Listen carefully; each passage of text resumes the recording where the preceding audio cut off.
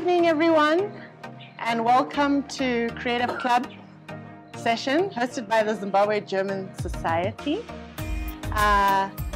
Once a month, we gather together to listen to the journeys and the life paths of some of Zimbabwe's amazing creatives. In this session, we have with us Fadzai Veronica Muchemwa.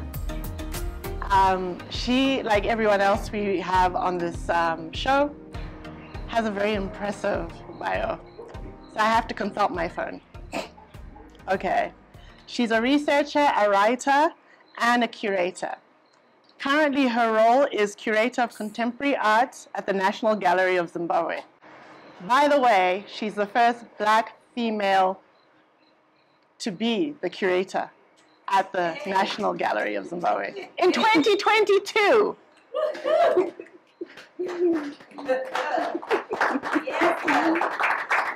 Well done. She has curated a lot of exhibitions in Zimbabwe, in Zambia, in South Africa, in Italy, and Germany.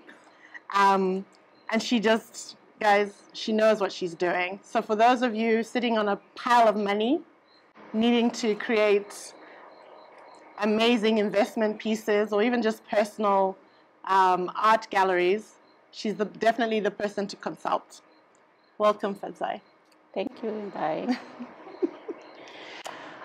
So the way the format is that you are going to have about 15 minutes to take us through your journey, share with us anything, the ups, the downs, the trials, the tribulations. Remember, it's all going to go onto the internet for everyone to read.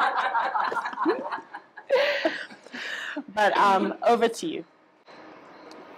Well, thank you, Imbai. Okay, so this is quite hard because you know how people, especially in the art world, they start their story by saying, I always knew I wanted to be an artist or a cultural practitioner when I was 3. Yeah. That's not me. Okay. So for the longest time, I've been meandering through several careers. And I came to this art thing quite late. 2014 to be exact. Oh. And I'm already in my 40s. Wow.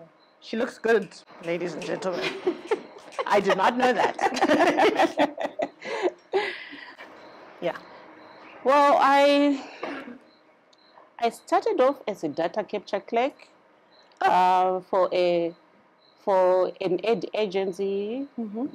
It was specifically for a good-to-feeding program. And I did some temporary teaching. Mm-hmm.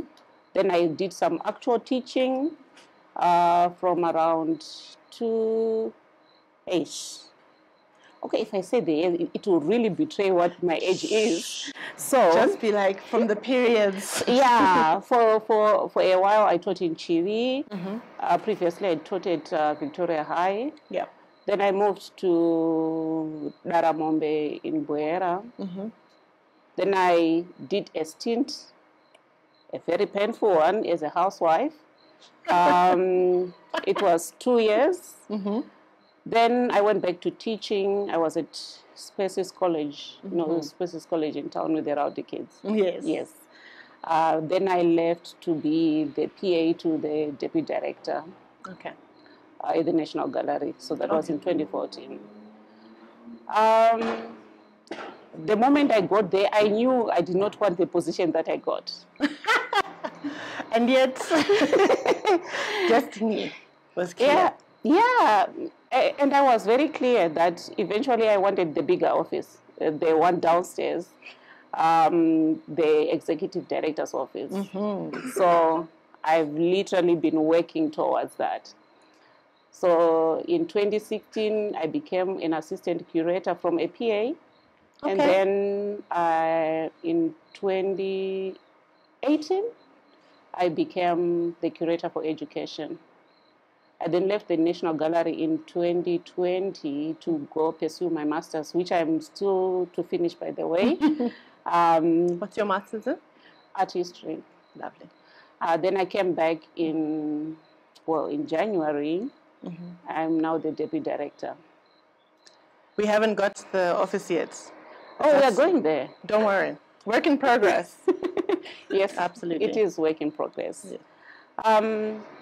What has been quite interesting for me has been the support that I got from my family.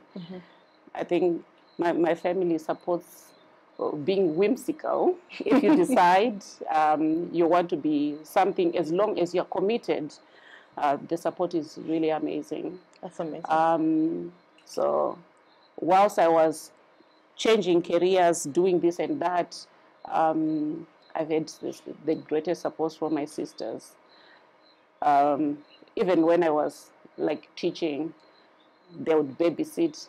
Literally, my kids grew up in my sister's house. Yeah. And my parents, of course, are my biggest cheerleaders. So I come from a family of creatives. So it's been easier, I think, than for most people, for me to navigate where I am right now. So you spoke of trials and tribulations. Yes. So obviously it's not easy, and I'm not saying this, like it's a joke. Being a woman in the art industry is the hardest job. Very male dominated. Very male dominated, and you have to put up with constant put downs. And if there's one thing that I have experienced that I still experience, which I cannot stand, is mansplaining. Oh, gosh. When you've got a master's or, finishing a master's in art history and someone's trying to explain art history, please. Yeah, they will explain. You explain and then, what she means is, and that is, I think my fuse is really short. So I've come this close to slapping people. You're from my mother's people side. I know what we're dealing with. Yes. And you'd think that being, there are people who have walked the path that I've walked, and you'd think that you'd get the kind of support that you'd get if you were male. But it's not the same. So you constantly have to work. You have to work twice as hard. You have to justify, although I do refuse to justify, you have to justify why you are where you are. And I think the easiest way is to do a good job. You have to show up 110% when your male counterparts do not even show up sometimes. And also, you have to put up with what is it called? Weaponized incompetence. Yes. Where I learned that on TikTok. Where people pretend they don't know what they're doing. Yeah. But they know what to do, but they're trying to get you to do it instead. Yeah. So they just don't do it, and you end up doing it for them. Yeah. So, for example, my previous boss never had to do the kind of admin work that I do today, because if I don't do it, then it will be, you see, this is the reason why we don't employ women, because they can't get the job done. So it means getting home completely wiped out and waking up already tired before you go to work. But I think it's worth it. Absolutely. When you think about what other young girls out there who have not even considered, for example, a career in curating might want to see. Yeah. They want to see that no women can shine. So against my better judgment, I show up all the time, more than I sometimes at the expense of my own health. But yeah, I know you said 15 minutes. I'm very good at summarizing. And I can see that, but don't worry, I'm very good at extracting information. One of the things you pointed out was you come from a background of creatives. Mm-hmm. So even though you sounded like you were doing teacher and administration work, what were you doing creatively before? Oh, besides the usual things like sewing and crocheting and whatnot. Don't undermine them. Those are brilliant things. I'm trying to learn how to crochet. I just haven't gone around to it. I just look at patterns and I'm like, I think I could do that. And that's where it stops. But yes, those kind of things. Yeah, and I learned this from my maternal grandmothers. I learned to crochet and to crochet from my grandmother Mbea Vene. Mm-hmm. And to knit from my mom, to bead from my cool. grandmother's sister. Mm-hmm. Yeah, and sewing, partly from school and partly from wrecking my mom's sewing machine. But yeah. See, those are the kind of elements I think that a lot of young African women, we grow up with these things, but we can discount them as not being creative. Do you know what I mean? Because they'll be categorized as domestic. But those are very creative things. You know? I used to look at my grandmother's doilies. I'd be like, why are these all over the house? But like the amount of love and intricate design and theory that goes into it. But that age was really a bit too much. They were doilies for everything. But it's interesting that the same techniques are being used by artists today. Absolutely.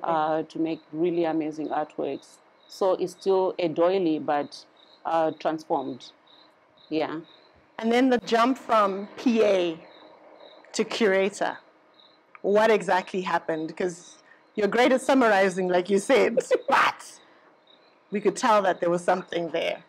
Yeah, so I was PA to the deputy director, who was also the chief curator. Okay. So I did lots of curatorial admin work. And I worked on a project called Kabokamwala. It was a traveling exhibition. So I already knew the admin side of curating. And then I also I traffic in words. So, sounds more sinister than it is. Yeah. So the writing bit, I would do drafts for my boss, and I already knew that I could do that aspect. So when the post came up, I applied for it, and then I went for further training to get the actual nitty-gritties of curating. So I became part of a network called Independent Curators International. So the transition was not. It was not earth-shaking because I already had admin skills from teaching. You know, lots of record keeping, so it was quite easy to do. Is there an element of, so definitely around like your writing skills helps, your admin. It's so great to see how the skill sets that came before still apply in that role. But when I think of art curation, you can correct me if I'm wrong, I'm thinking about you have to have the eye to see which art pieces are being brought in, or which artists, or, you know, which bodies of work are being put together, or what the bigger story is. How did you manage to create that kind of enhanced eye, you know? I don't think I needed to. Because she's like, I've got good taste anyway. That's what she means. Yes. I didn't think I needed. I don't think I needed to, because besides that, the 2 years that I spent working as the PA and doing studio visits, it became much easier to spot good art from bad art. So training on the job, pretty much. Okay. It's what? Training by contamination. Contamination. Exactly. Okay, so, because that jump, if somebody just saw it on paper, they'd be like, what happened here? But like you said, if you were doing a lot of the background work, going and seeing and sitting amongst the artists and learning on the job, literally, it prepared you for the role? Yeah, it did. Okay. It did. Well, I think that kind of concludes this segment. Okay. But we turn it over to the audience and see if there are any questions. My question was, you spoke about further studies to your curatorial practice after having been a PA. Why do you think it was important for you to be able to go and do these studies abroad and not here locally? Okay. So it's not because that there is no training for curators here. Universities like MSU, Chinoi, GZU already offer programs that offer these elements, but they don't offer these as separate elements. Okay. And chief to the reasons why I had to go abroad to get this training is there was a scholarship involved, and it was much easier for me to take time away from work and be part of, yourself. Be part of an intensive. Yeah. So focusing solely on curating. And then I went, because the National Gallery of Zimbabwe is a museum, I then went to the British Museum for their international training program, which amazing. Which is training for museum professionals, because I did not do museum studies. My bachelor's is in English and communication. So because these programs, they are not university programs, but they are programs that are very helpful. And we don't have those kind of programs here. Where did you go specifically for the program? Also for the Independent Creators International, I went to Senegal. Oh, nice. Yeah, I went to Dakar. But the program moves around. It's in a different country every year. Does it ever come here? We are organizing for it to come here. Oh, that's great. Because I'm part of the network, I want it to come here as well. Yeah. Yeah. Zimbabwe to the world. Okay. Okay. I don't know. We answered the mascot's question. Oh, the bugs are coming. I don't know if there are any other questions. Tare, they end up. She must come forward. I think for me, if there are any aspiring curators watching right now, what would you advise would be the ideal route for them? The ideal route? Yeah. In terms of training, in terms of working? Training, then working. Okay. Get as much training as you can, because there are some things that you can never learn on the job. There are some things that you can learn on the job, but sometimes it's better to be equipped. Such as, Yeah, for example, things like fundraising. Because I work in an institution, someone is always concerned about looking for money. I don't have to look for money. But the time I left the National Gallery to go and do my master's, that time was like my independent curatorial practice time. I quickly realized that you can't be romantic about money, and you have to account for every cent. So this kind of training is also very important. You won't get it when you are on the job, because someone in an institution is always doing it. I quite like that. I already had that kind of training from my time at the British Museum and at ICI. So the best route to take, do what feels right. So you can ask for guidance, for example, from people, say, how do I go about this? But you have to have your own plan. You have to have an ideology. What do you stand for? Are you going to be that kind of curator who just curates anything? If they ask you, do you do digital art? Yes, I do. Do you do photography? Everything. You curate everything. You have to stand for something. Specializing. Yeah, specializing. So, of course, because I'm the curator for contemporary art, which means literally everything. Yeah. I have projects that I know that because it's my job, I'm doing this, but I work with a team. So other people can do the heavy lifting. Yeah. But there are like passion projects that I do because they speak to what I believe in. So believe in something. Okay. You have to believe in something, and you have a curatorial strategy. How are you going to execute your plan? Do you want to go the publication? Because you don't have to curate art all the time. Okay. You can be a digital curator for maybe there's AGS. Okay. Be their online curator. Okay. You can be a curator for publications. You can be a curator for anything. It just means.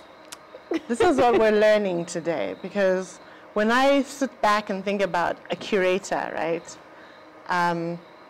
Obviously I had to Google it, but if I just went by my gut feeling would be like, oh, it's 90% you swanning and looking at work being like, this one, not this one. But now you've told me it's like 90% administration and fundraising and all the very unsexy parts, and then the bodies of work, would you say? Yeah, yeah. Even utopias have their own safety tanks, you know. So the swooning and getting swept away by work, the 10% makes the 90% worth it. Durable. So yeah. It comes to the job. There is no job that does not have unsexy parts. Let's pause there and let's repeat that. Because I feel like a lot of people need to hear that. What do you mean? There's no job, just repeat it. Just repeat it. There's no job that does not have unsexy parts. Every single job. Yeah. Even Beyonce will tell you her job is unsexy. Even though all we're seeing is the sexy parts. Yeah. Yeah. Thank you, thank you, thank you. I don't know if there are any more questions coming through. Oh yes, please may you come through. Hi, I'm Gamushu and the second mascot, so I'm here with the second question. So you were talking about recognizing incompetence. So I just want to know how to go about that, like waking up, you've dealt with you mentally with people that push you back. If I had known someone was going to ask this question, I wouldn't have spoken about it. Because I'm so sorry to disappoint you. I do not have a solution. I'm yet to find it myself. Going to work is hard work. When you know I have a project that's in the pipeline and I'm working with 5 people who, you know, being like a helicopter parent. Micromanaging. Yes, and that is emotionally exhausting. So when I get home, my kids have nothing for me because I've already expended it at work. Yeah. I am yet to find a solution, Gamu. I do not have an answer for you. But I think because I'm stubborn, I get up every day and I say, I will show them. I'll show them. Like yesterday, I literally took a bucket of paint and the roller brush and started painting the wall. Oh. Because they said, oh, as no pressure, we'll see it tomorrow. And I'm thinking, but we're installing tomorrow, and we're installing, and I know you'll be complaining the entire time. Yeah. And the wall will become one problem that will make me lose my... You're hyperfixated on it. Yes, yeah. I'll be hyperfixated on it and I will not be able to function. So I painted the wall and I lost nothing. But I will be loading it over them for the next, I don't know. I mean, Gamu asked a very serious question that happens in any workplace around weaponizing competence, because the work needs to be done one way or the other. I find that a lot of it is performance feedback, where you have to, there are times where you have to do it for the person, but if that's the long-term strategy, sometimes you have to ask, then why are you here if I'm doing your job? That's the question. And I'm not afraid to ask such questions. No, neither am I, but it doesn't make you popular in the workplace as a woman. I think you don't get to the position that I am by being popular. If you ask for people to like you, you'll not get anywhere. You just need to get the job done. It's a very Machiavellian approach. Is it better to be loved or to be feared? No, it's not about being feared. Respected. It's better to be respected. Yeah. We had another question. Yes, please come forward. So my question was, as a curator, what do you look for when somebody comes with their art? What do you look for and consider and say this is worthy of exhibition? So yeah. So I'm very careful about what I say to an artist if they bring their work to me and say, is this ready for an exhibition, or I would want to submit this for an exhibition. For me, it's very simple. I curate work that resonates with me, that resonates with my practice. So if you look through my bio, you know what I'm interested in. So those interests already indicate which work I tend to gravitate towards. But because I work for a national institution, I have to deal with everything else, which is why it makes my job easier when I have like an assistant curator and there's like an entire exhibition selection committee. So for example, if you want to show next year, which you can't because the schedule is done, but maybe 2024, you need to submit a proposal. And then the selection committee sits down and says, this is worthy to be in an exhibition. So it's not just my word. It's not just my taste. It's not just what my passion projects. Remember, my passion projects. I'm not the kind of curator who will say, throw it out, because we are attracted to different things. We like different things. You might meet someone else who will come and say, oh, but this is beautiful work. Or you'll be walking around with me and I say, oh my God, have you seen how amazing this work is? And you're saying, why is she excited? Because we like different things. So I'm very careful. Yeah. Because art making is a labor of love. It's a process that takes sometimes part of your soul. So it's like displaying who you are to the world. So for me to come in and say, oh, this is rubbish, that is just unfair. Yeah. What would you say is the state of the art space?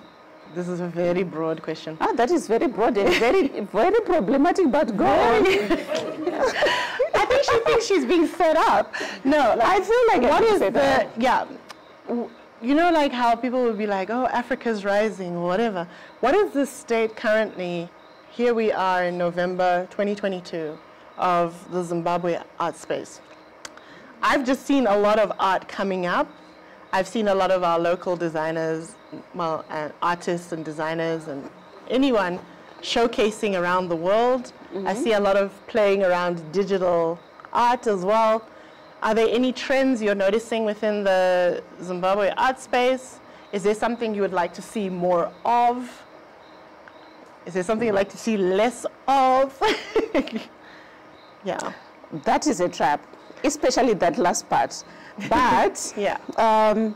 It's interesting how the art market is talking about Zimbabwean art being on the rise. When has it ever not been? We're always being told that it's on the rise.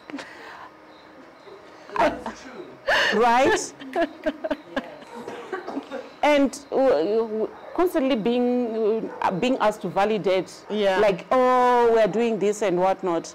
It's exhausting. And do you know the interesting thing is there was an exhibition, I'm forgetting the name of the exhibition, but it was presented by the WADA Art Collective. It's an augmented reality exhibition. It was done in 2019. And the National Gallery was the first museum in the world to host an augmented reality digital exhibition. But no one spoke about it because it happened in Zimbabwe. We are not cool enough. Yeah. We're only cool enough when we talk about individual artists that are breaking records at auction or at 154 or at the Amori show. That's what we only talk about. But we don't talk about how art making in Zimbabwe is I don't know, it's a show of resilience. We just never stop. So would you say that not enough is done around promoting and amplifying Zimbabwean art? I think a lot is being done. Okay. Why are we not getting our respect and our dues then? But I think it's like every other job, actually. Like, lawyers don't ask for the same respect, or doctors. But I feel like the art world, I apologize for this, but feels entitled to a certain level of respect, which I do not understand.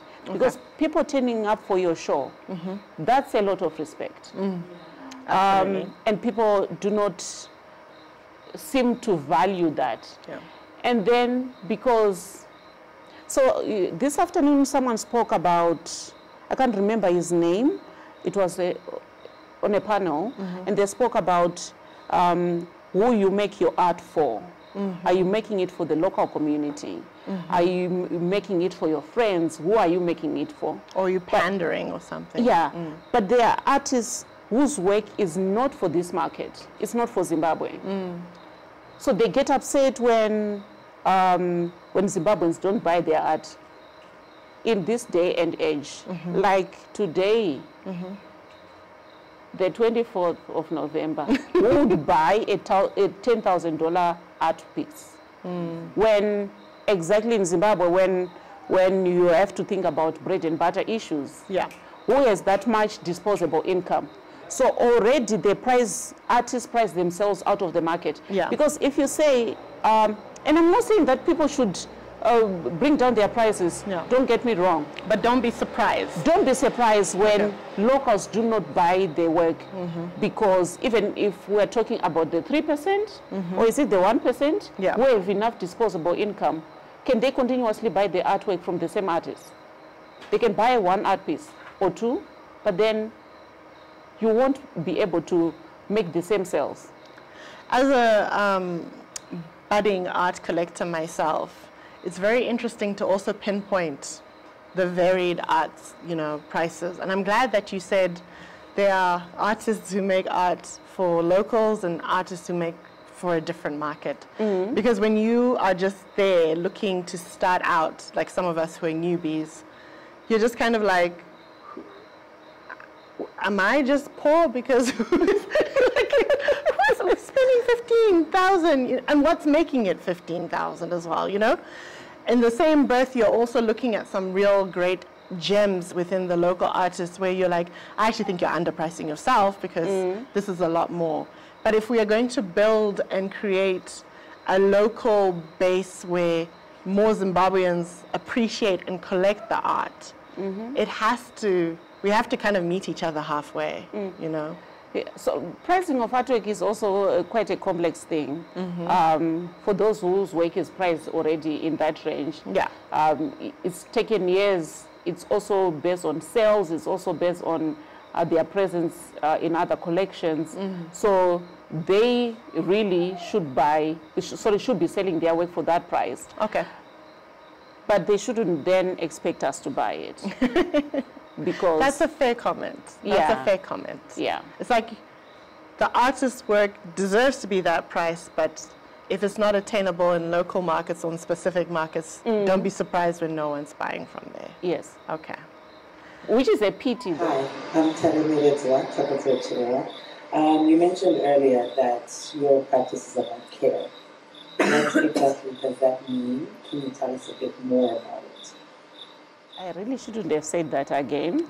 I feel like I've been talking myself into traps. Yeah. Trafficking in words. Okay. So care, really broad and nothing to do with the healthcare system or the social welfare system. But it's about taking care of what you say, because the artist is also to take care of themselves. Art making is already a very political practice. And a personal one. Yes, and a very personal one. So you have to be very careful. So taking care. And then if you are talking about communities, marginalized communities, vulnerable communities, you have to be careful how you show them to the world. We can always talk about, I think I was speaking to my sister about, what's this German woman's name? Leni Riefenstahl. I can look up the actual pronunciation, I can't remember. But how she photographed the Nuba and the Dinka people, showing African people in a very unflattering light, like savages. With like no dignity. No dignity. Okay. So you have to think about their dignity. And this is especially very important for photographers, because the encounter of the continent with that lens has been a very violating one. Also, I think it's also been called poverty porn or trauma porn, like, exactly. And very much pandering to like a Western eye. Yeah. We've seen that art. Yeah. But also, if you're an artist researcher, taking care of yourself. So how do you, for example, center the nervous system before you do the necessary work? Because for you to be in a good place, to take care of other people, you have to take care of yourself. Yeah. That's profound. Last call for any other questions? Okay. This is what happens every time. It's always like, oh, no one's going to ask, and then they all come rushing for it. Hi, my name is Tia. Okay, so I wrote this question relevant. I've engaged in like a couple of sound installation projects. As someone who doesn't necessarily know much about like curating events that are maybe also like interdisciplinary as well, what advice would you give to someone who, I guess, maybe is relying a bit on collaborative opportunities? And at what point would you say that you would need to be mindful of, I guess, those different art forms that you're including into this events that you're creating? So maybe like dances or like lighting or projections, augmented reality, things like that. That's like a workshop, eh? But if you're doing lots of collaborative work, which is a plus really, because I love collaborative work. I love people who work collectively, because I don't think human beings are supposed to be solitary animals, right? So it's interesting that you are already thinking about these dynamics. So why are you thinking about this? Why do you have all these questions? It's because you have noticed something in what you are doing. So possibly go back and reevaluate why you're asking yourself these questions. Yeah, and if you have sound installations that you have been working on, I'll be interested to listen. Yes. Yeah. Now or like? Or anytime. I'll chat to you later. Yeah. Thank you. I think what I've taken away from your journey is that it started off in very humble beginnings, but here you are, defying the odds, being in a very male-dominated space. Not necessarily, like, I think a lot of people would think that art history would be the necessary background to be coming in from a curation job, but it's like if you come in through any door and you're learning on the ground, you can get what it takes. I think it's very inspiring, just because I know there'll be a lot of men and women of all ages looking as well, looking at also at how Fadzai started this later on in life. So this is not her, like she said, she didn't wake up at 3 and said, art curation. This is part of like a journey. So if you find yourself in a role that doesn't fit, there's still alive with possibilities, a lot of options. I don't know if you have any parting words of advice to our viewers, just around whether it's curator, yeah, anyone listening? I don't know. Don't be afraid to change. Yeah. At all. Who knows? Maybe this is like my midlife thing, and then next time I'm doing something else. Formula One. Yeah. Who knows? Yeah. I might be driving a Ferrari next. Who knows? But you have to believe in yourself. You have to be very firm, and you have to be very open to change. Absolutely. Human beings are built to move.